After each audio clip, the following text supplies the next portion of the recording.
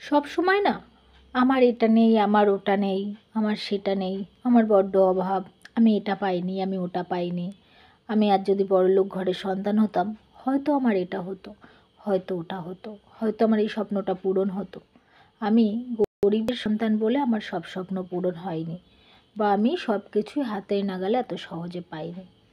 এগুলো অন্যকে বলে কি লাভ বলো তো? যেটুকু টাইম তুমি অন্যকে বলে তোমার সময় নষ্ট করবে, সেটুকু টাইম নিজের জন্য ভাবো, এগিয়ে যাও। এগিয়ে যেতে যেতে হতে পারে তোমার আস্তে আস্তে স্বপ্নগুলো পূরণ হয়ে যেতেই পারে। নাই বা হলো, সবার কি আর সব স্বপ্ন পূরণ হয়? তবু তো কিছু কিছু পূরণ অবশ্যই তুমি করতে পারবে। কিন্তু একে তাকে বলে হাত গুটিয়ে বসে থাকার কোনো প্রয়োজন নেই, তাতে কোনোই লাভ পাবে না, উল্টে তোমার আরোই অবনতি হবে।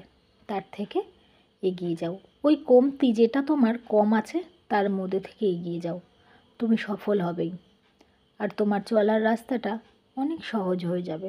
তাই বসে না থেকে এগোনো শিখতে হবে। জীবনে কিছু করতে হলে, কিছু পেতে হলে বসে থেকে কিন্তু কিছুই পাবে না। চলে দেখো, হতে পারে সব স্বপ্ন আস্তে আস্তে পূরণ হয়ে যাবে।